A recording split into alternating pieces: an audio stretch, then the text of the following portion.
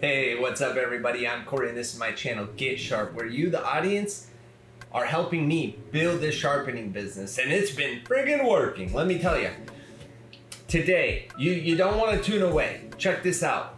This is the single-handed most important sharpening session of this business. This business has been alive for about two months, give or take, and we've had all kinds of knives come through. But today, we have the most extraordinary knife to come through the Get Sharp Sharpening Lab. Take a look at that. This is a Nigara Kirisuke. Kirisuke? I hope I said that right. I tried. I said that. I freaking tried to memorize it and I've already freaking forgot how to pronounce it. Oh. But nonetheless, look at this thing. What a net. I mean, you got this in your kitchen, you're a friggin' samurai. I'm just saying. Like, I personally, this would be right on next to my bed. I think this is the kind of knife, you know what I mean? This is a mean knife. The company that makes these, Nigara, they've been forging knives for 350 friggin' years. Think about that. That's 100 years longer than the United States has even been the United States. That's what I love about Japanese culture. You know, some of you already know, my wife and I went there in February. We actually went to Japan to go pick up a special piece of Japanese history, which I absolutely cherish and show everyone I get the chance to show, and that's a Edo period katana. So it is my honor to have an opportunity to sharpen this. There's over 350 years of blood, sweat, tears, struggle, knowledge, wisdom that are in this potato chopper right here. So we are not going to be playing with the 1x30 today. We're going full bore on the Tormek because that's what I know best. But I'll tell you what we are going to do that's a little different. No aluminum oxide today. SG 250. I can't afford to throw it away. SJ 250 Japanese stone. Nope, not touching it. This is a super steel knife. This one comes in at a Rockwell hardness of 65. That is harder than the VG10 that, you know, those shun knives that come through all the time. So we're gonna be using the CBN wheel. Cubic boron nitride. I hope I got that right.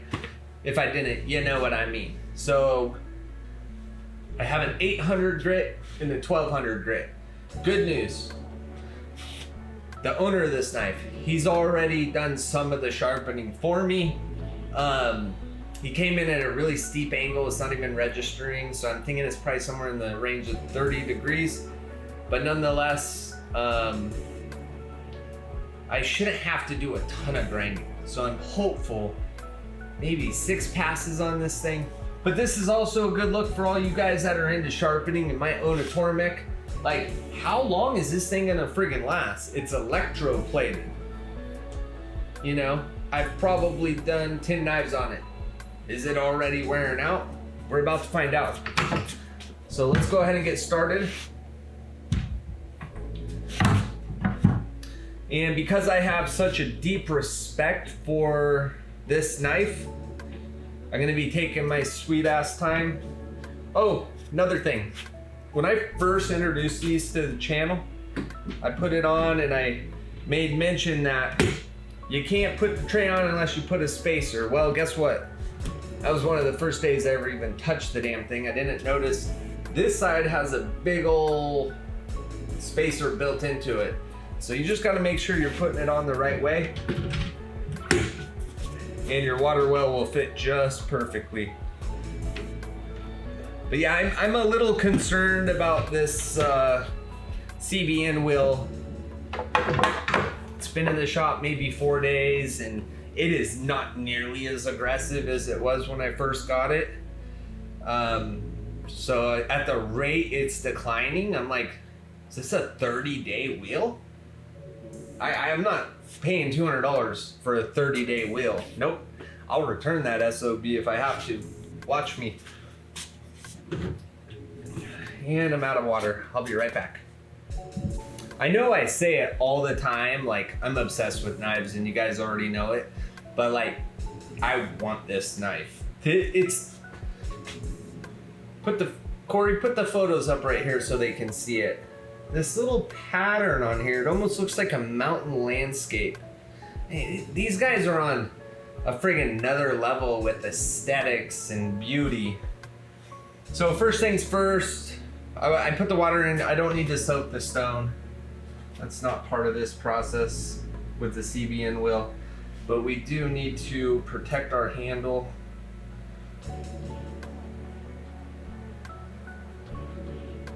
So I'm just gonna put this little cloth on here. My lovely wife Tanya grabbed that for us. And rubber band it right like that. I thought I had more than one rubber band. No. Guess we're gonna, I hate to use the tape.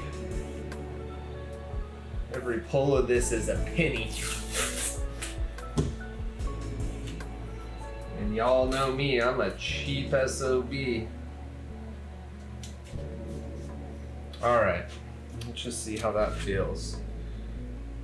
Okay, we're good to go there. And you might have noticed this over here, this handkerchief. This is actually from Japan. When Tanya and I went in February, I picked this beautiful handkerchief up at a high-end boutique called Family Mart. In where were we when we got this one? I was in Ginza. Yeah, the fashion district. Ginza Family Mart. For those of you that have been to Japan, you get the joke. Anyways, next step, let's go ahead and prepare the knife jig.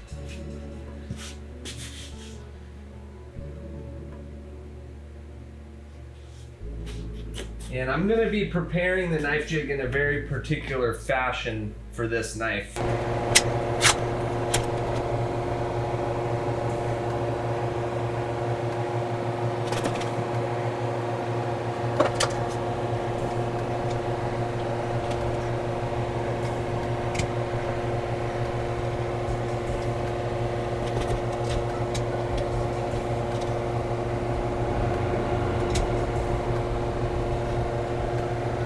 $36.92.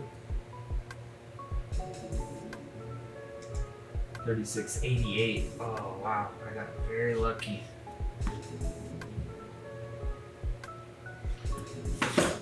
Call it luck or just call it experience. Okay guys, so check this out. Notice this jig is not centered at all. It's way over to the right. So I've been experimenting lately. If you grind on a Tormek,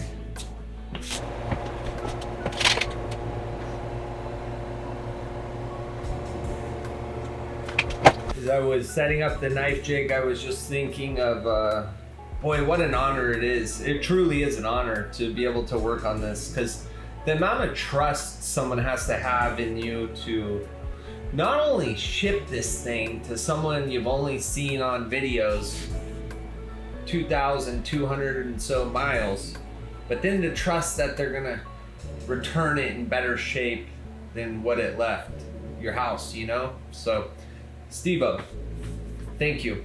One other, so sharpening was on the table, but the tip of this, the very, very tip chipped off. It is very minor.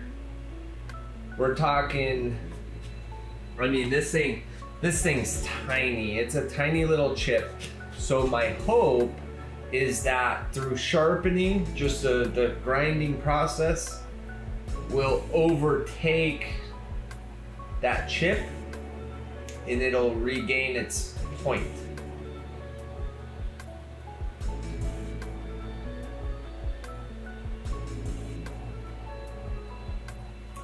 But at the time, like, now that I'm looking at it from this perspective, I'd have to take off a bit of steel off the bottom to achieve that. I think what I'm gonna do is I'm gonna sharpen it. I'm not gonna work on anything other than sharpening and grinding. See how it looks. I mean, I might just convince Steve-O to, if it's not fully developed that point, maybe I can convince him if it's really that important. Because maybe on round 2 sharpening, say in 12 months it comes back, at that point we're gonna overtake that. So I just hate to take off so much steel just for that little pyramid on the tip. We'll see. Okay. Boy, I'm kind of feeling the pressure a little bit here. I put myself in Steven's shoes, and yeah, he must be a little nervous.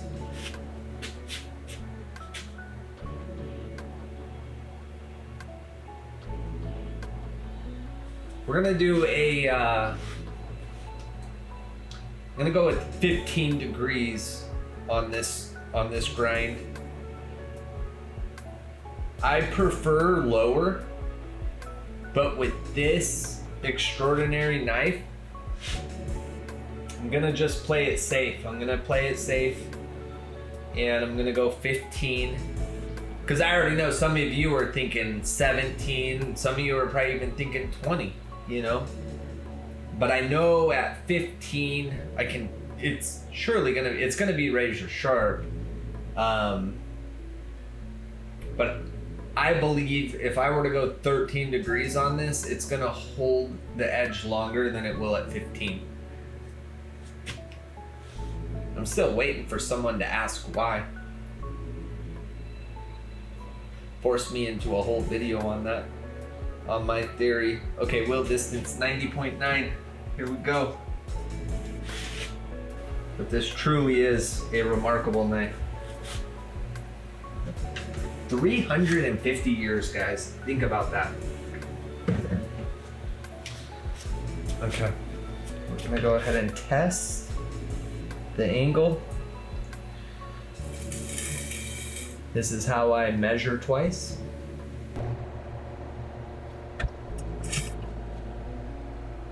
All right, it's only rubbing.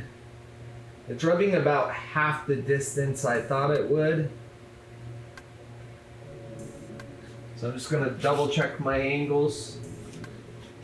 My numbers here. Wheel diameter 254.15. These wheels are made out of steel, so they shouldn't move.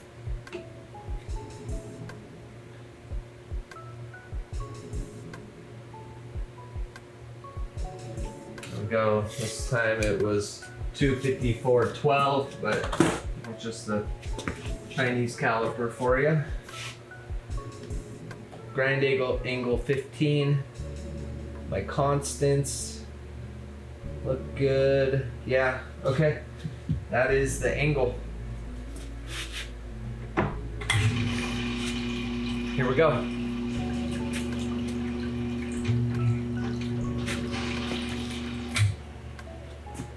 Tighten down the hatches here. Let's get some air going too.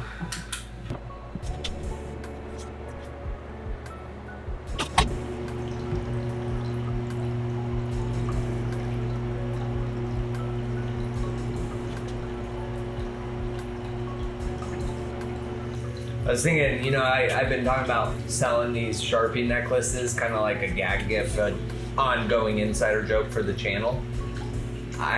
I'm committed. I actually bought breakaway snaps for it because I already know, like, spinning shit, a necklace, not a good idea. But with that breakaway, if it did happen to catch something, no one's getting strangled.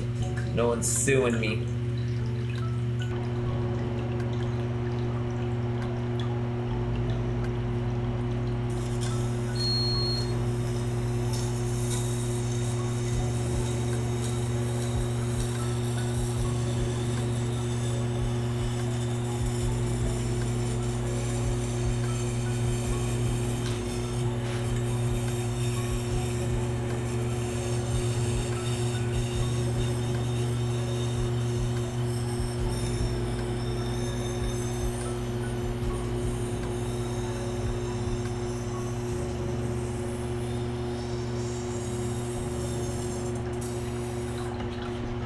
What a nice knife. I mean, this thing is so beautiful.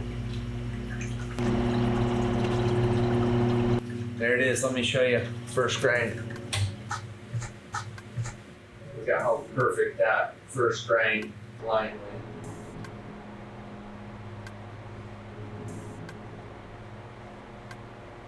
went. Absolutely perfect.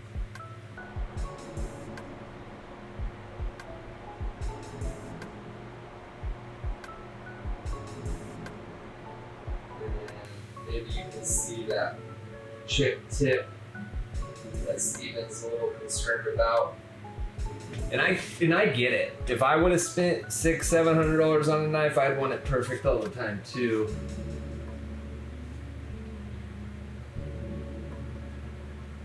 But that first grind couldn't have gone better.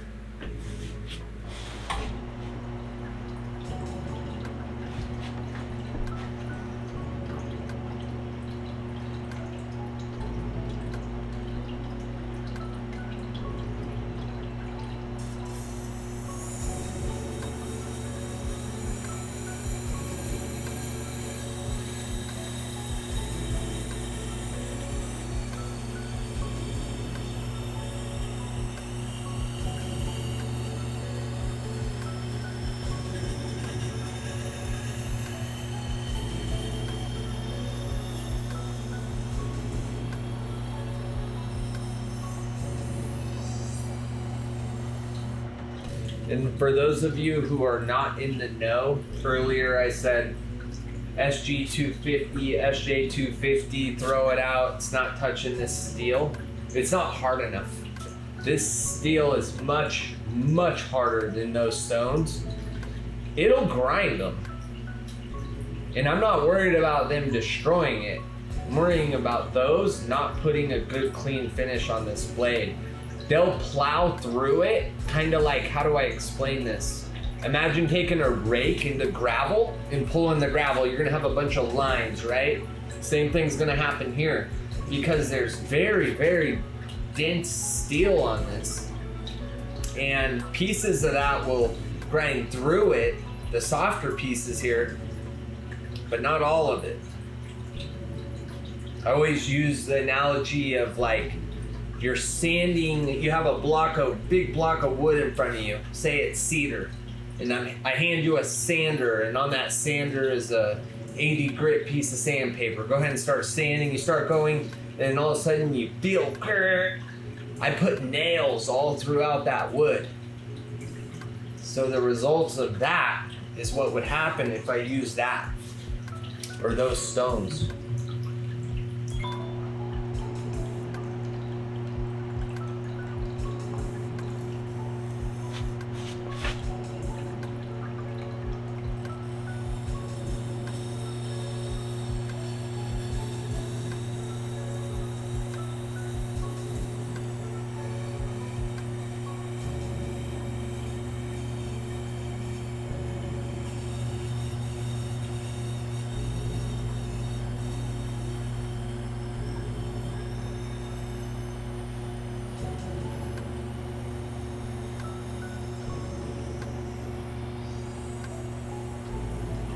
Boy, to be sharpening this knife right here, right now on this setup with you guys, this is a dream come true. It really is.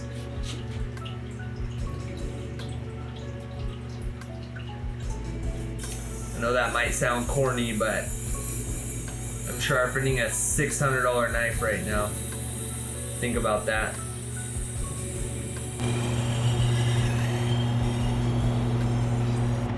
Okay, I'm gonna bring you guys in for a closer look.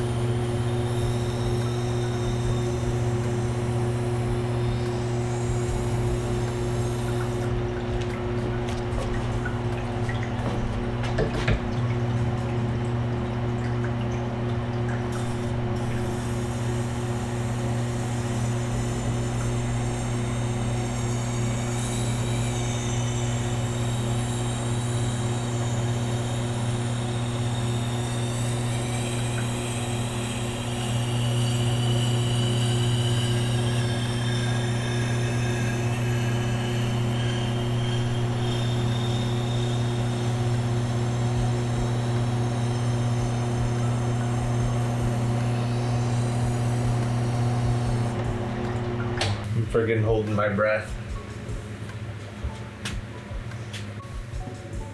Well, the good news is the tip has come back already. I think we're gonna go one more time on each side and we may have a burr.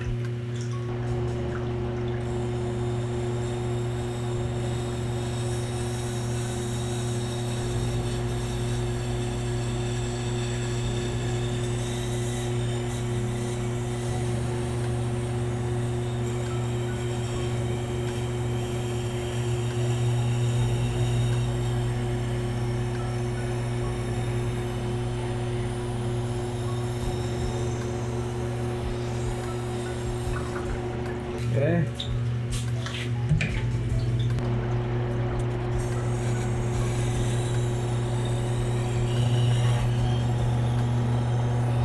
I can't think of a better way on earth to sharpen this blade than this setup right here, right now.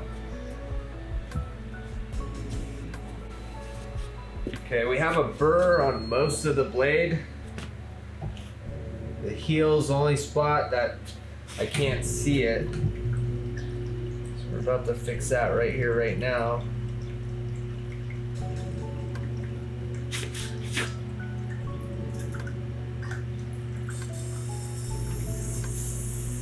There we go.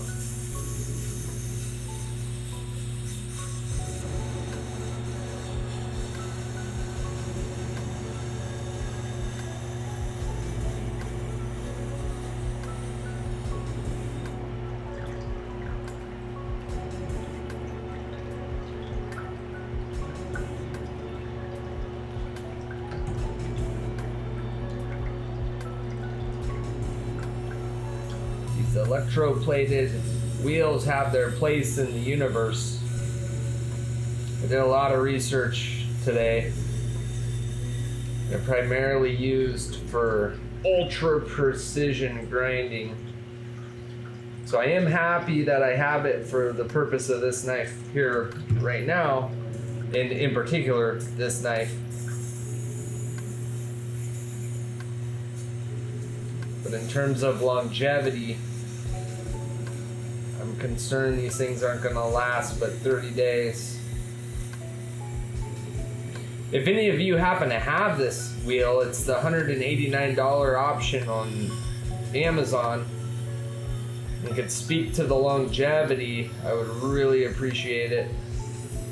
It gave me some insights. I can't find anything on the internet on YouTube about these.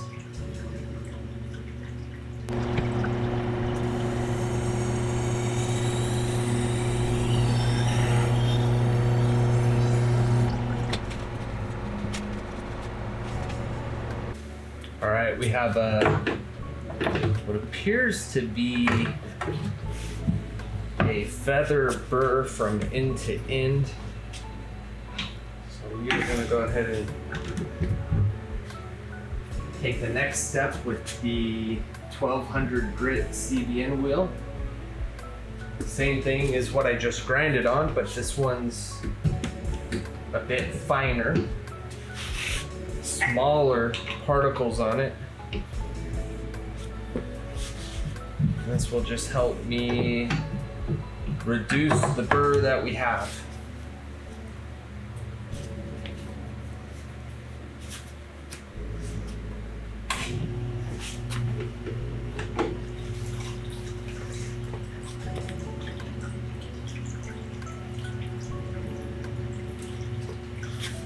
These wheels are identical in width, diameter, so I do not need to remeasure.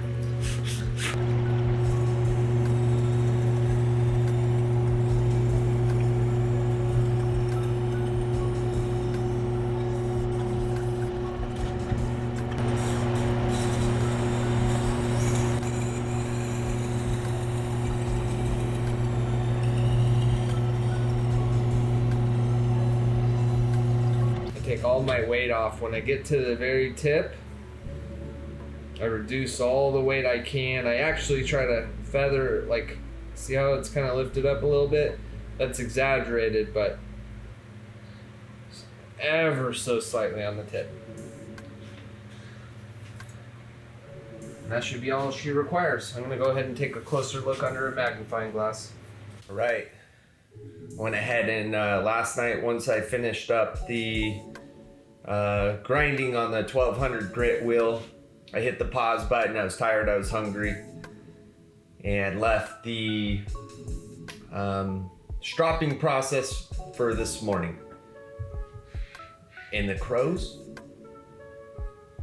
I grew up during the Resident Evil era, so I'm a little wary of crows, if you know what I mean. So anyways,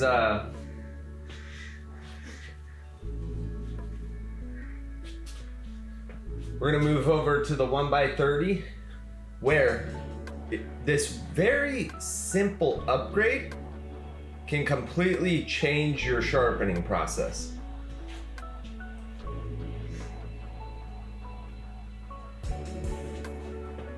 All right, so we're gonna go ahead and pivot over to the 1x30, where one simple upgrade will revolutionize your sharpening process, especially when it comes to these super steels.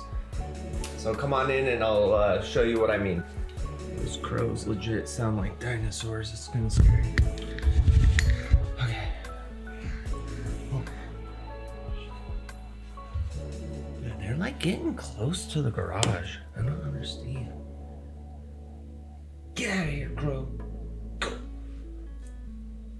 Try to sneak up on me while I'm working. All right. I guess I don't need to whisper. They don't know what I'm talking about. Jesus, fuck. See what I'm dealing with? Like, came and turned my, ooh, get out of here. Man, I'm telling you, these crows, I don't know if anybody ever used to listen to Art Bell, but yeah, these crows they can be dangerous. All right, guys, let's try to focus here, huh?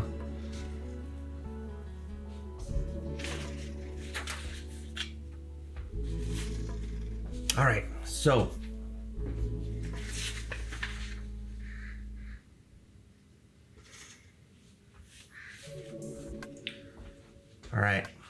this is the simple upgrade that can take your sharpening to a new level.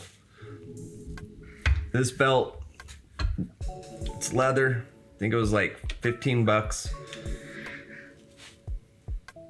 Sorry, just watching my back here. It's like $15 belt. It's leather. In this belt, I cover it in diamond emulsion.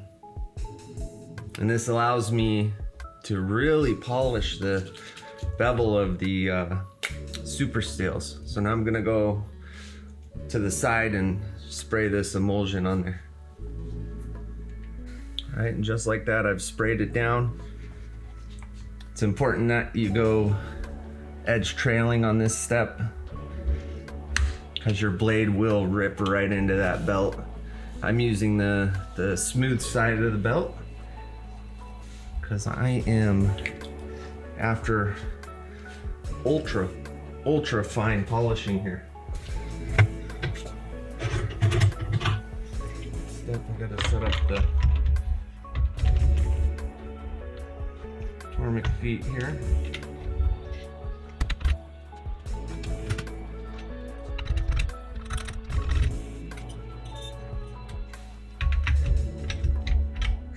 Get out of here.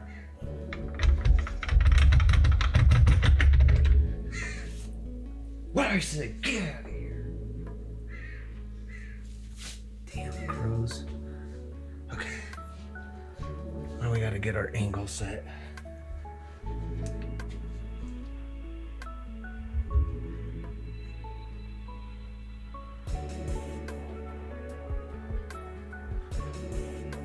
See that little piece of tape? That's where I want my blade.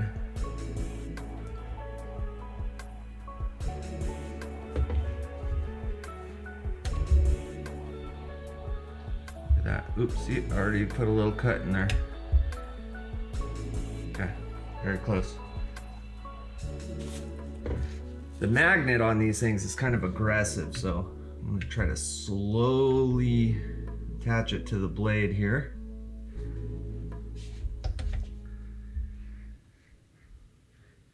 And we're about a degree too high. Right in there. Okay, good. I think I hear some kids out in the neighborhood, so hopefully the crows will mess with them. Okay, that's perfectly level. And let's just check our work here. Oh, let's zero this back out. See how it went lower? That's because this bar moves.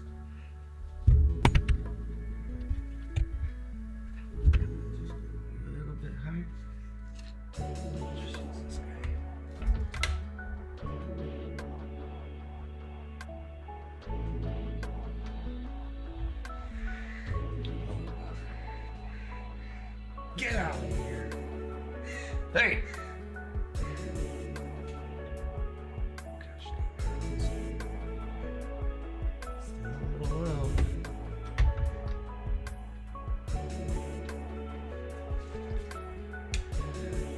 Well, this is the most time consuming pieces of my entire process is all the tool setups. I gotta start thinking about ways to get things dialed in. Okay, I'm happy with that. Within a tint. Get out of here.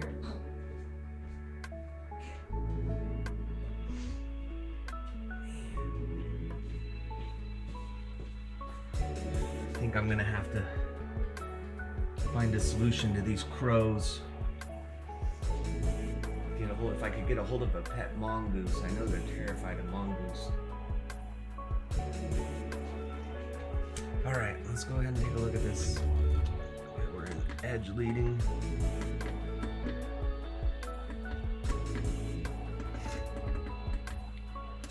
Really sucks for those guys who are stuck with the models that only go in one direction now. Hopefully I'll have an update for you guys on that pin number soon. All right. Recommend wearing a mask or a respirator for this step because it gets a bit dusty. Not good to be breathing diamonds.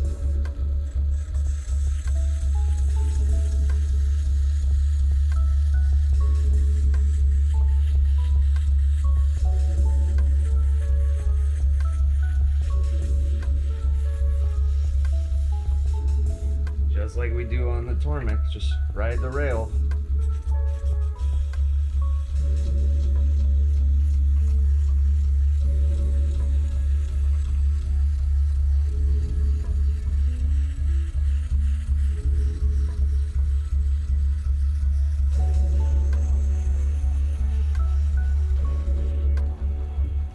Okay, check my work.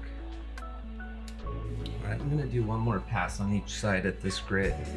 So again, this is roughly around 5,000 grit.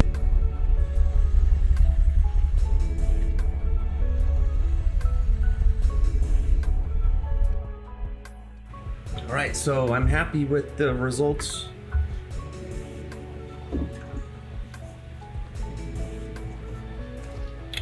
Now it's time to step it up to my roughly 13 to 15,000 grit. I'm gonna go ahead and go spray this down real quick. The spraying of this stuff just seems so wasteful. I found a technique to deliver or apply the diamond powder without so much waste, but I only have one of the tools to do it, and I need a couple more to prevent any cross-contamination. And I haven't talked about that much, but the whole reason I have multiple leather belts is so I don't have cross-contamination. So I have a belt dedicated to 5,000 grit. I have a belt dedicated to 15,000. I have a 0.25 micron powder as well, but I don't have a third belt. I really just wanted to put time on these belts to, you know, confirm that this is going to be one of the methods I stick to before I continue to invest.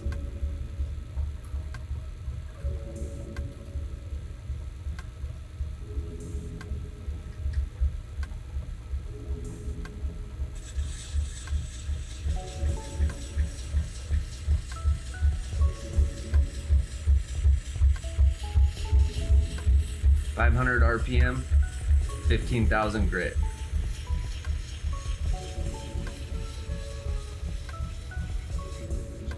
Be very careful with the tip. Goddamn crows. I think they know I have my back turned. Super vulnerable at this moment.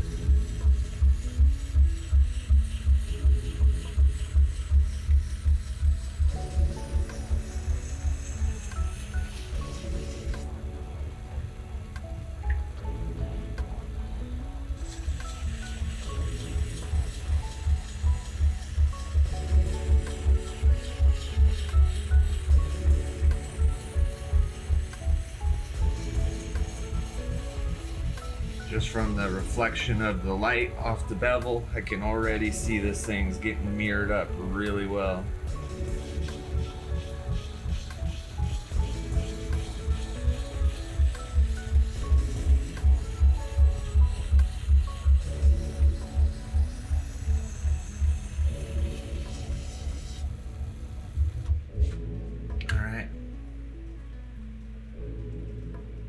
Alright, there very well may be still remnants of a burr. Let's go ahead and test our workout here.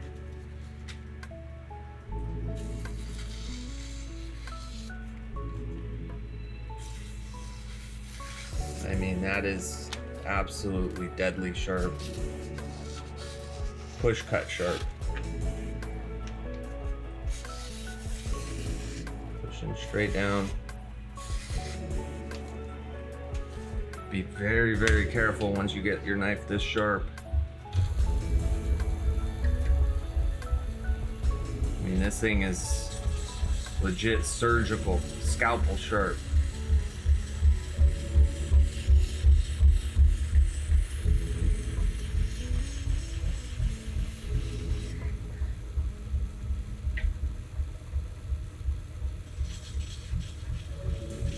If I don't pay attention, I can find myself in the ER real quick.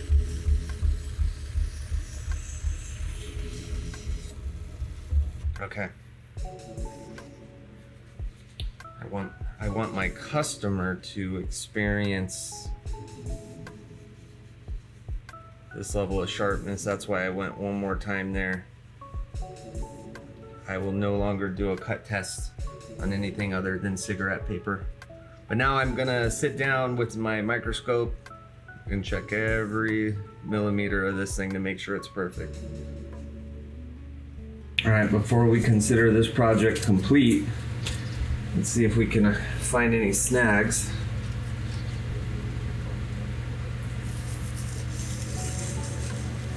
That felt pretty smooth. That was good.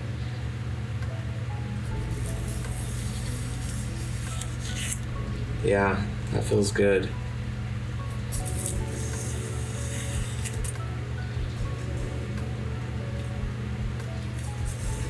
See towards the tip.